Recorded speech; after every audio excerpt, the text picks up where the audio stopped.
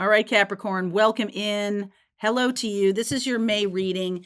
I was just writing a few things and looking at the charts, and some of the themes may or may not come out in this reading, but we do have Saturn moving into Aries, and that is in your fourth house. That's coming up, and a lot of fifth house, 11th house, fourth, fifth, 11th house. This is what's really showing up for me in May with you is about the lessons of becoming. Who am I becoming? And have I sacrificed my own needs for the good of the collective? And now I'm not going to do that anymore. There's something here about you making some changes. If you have been feeling like you've sacrificed your own needs or your own true authenticity in order to keep the peace, that's coming to an end. We have Pluto in retrograde this month, just happened yesterday, early May 4th. May the 4th be with you. And so that's about taking back your own power, or about like reviewing how you're utilizing your life force energy. Are you giving away your power so other people will feel okay or feel cared for? Okay. So let's see. Let's see what's going on for you here. Good fortune coming in. I like that. Boundaries. Oh, yeah. Boundaries. Transformation. Message. This is about you overextending yourself or giving too much of yourself so that other people will feel okay. All right. Boundaries are the thing, man. And boundaries. Like I hear Mary Jo talking about boundaries all the time. Like boundaries. It really is. It's not about controlling other people's behavior. What a boundary says is, if this happens, then I will do X. So you're basically saying like, okay, I feel like I'm giving away my power, so I'm going to stop doing that. And so what that means is, if you roll over my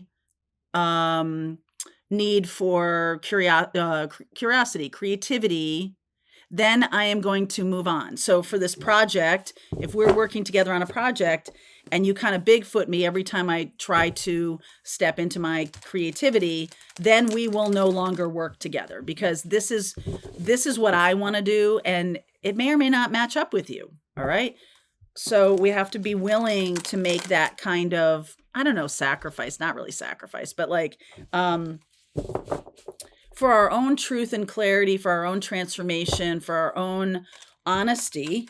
Mercury square Pluto says, I'm going to blow this up if I'm not allowed to speak my piece. If my voice is too much for you, bye. Okay? Because I'm stepping into my power. I'm not giving away my power anymore. Oh, look at this. Tower. Right underneath. Tower. Yeah, here's 7 of Wands. There's the boundary.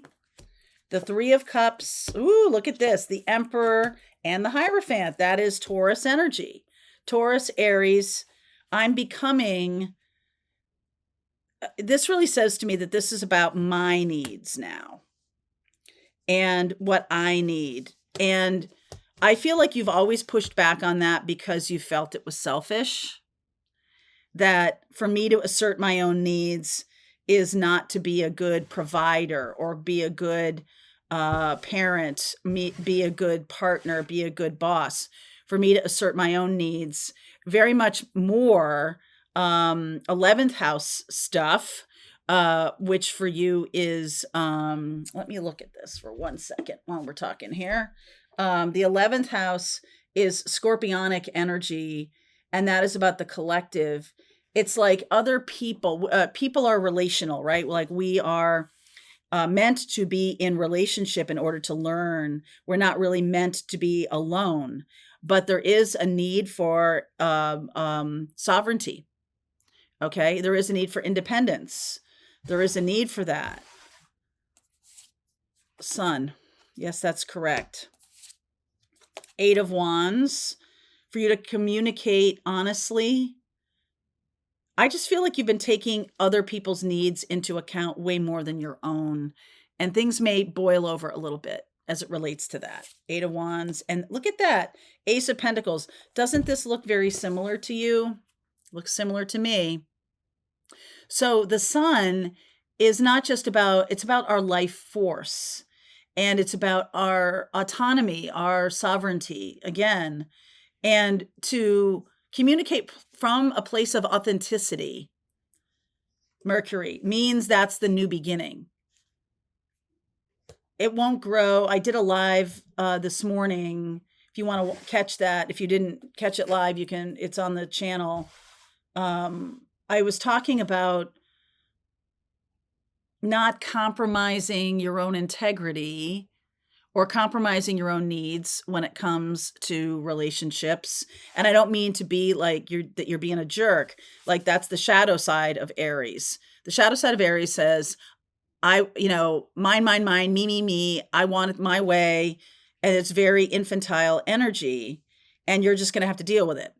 Grown up or high vibrational Aries energy says, I am in my own power.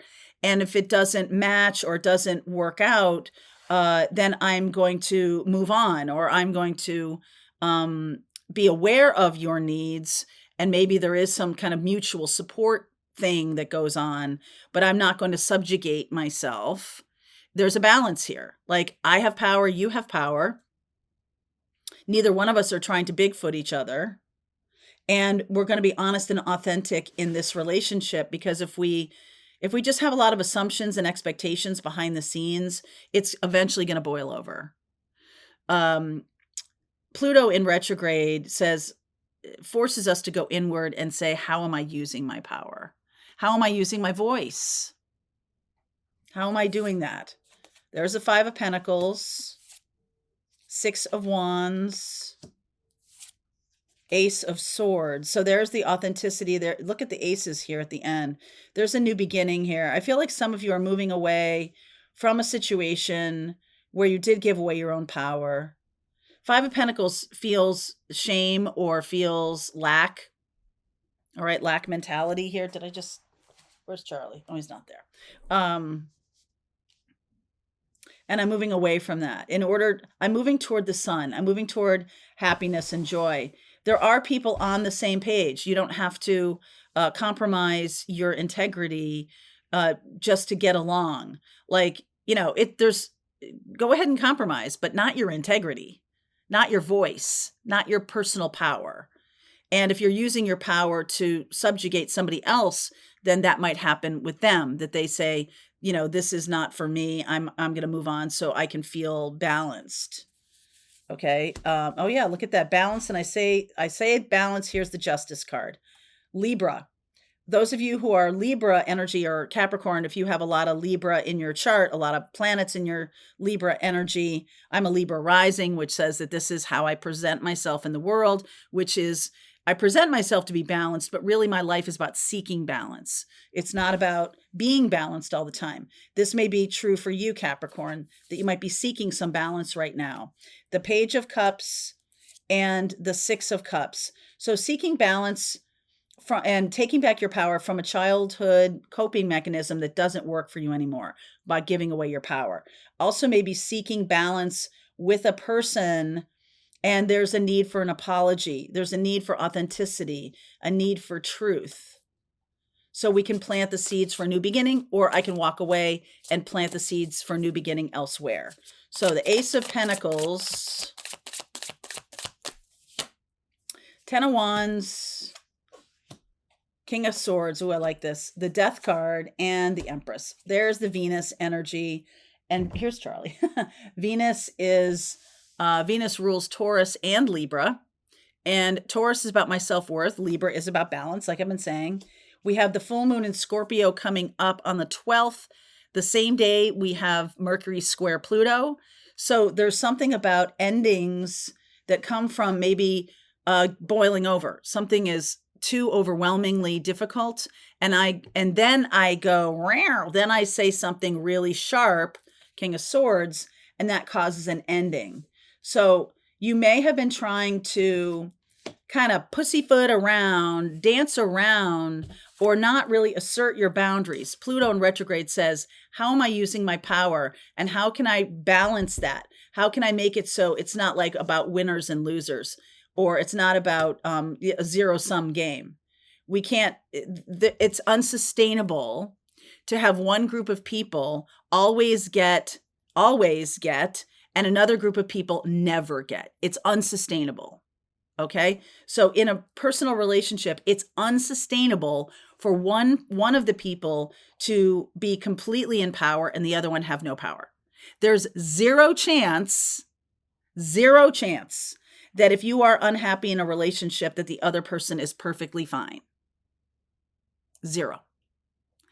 Even if, let's just, for example, I'm just going to say, if you've given up your power so that the other person can be completely fine, you know what's going to happen? It's going to stagnate. And they're going to get bored. Because think about the, like a game like where you always win. It's fun at first. And then you're like, what's the point of this? There needs to be more balance. There needs to be more equity in how we are doing this. There needs to be more honesty.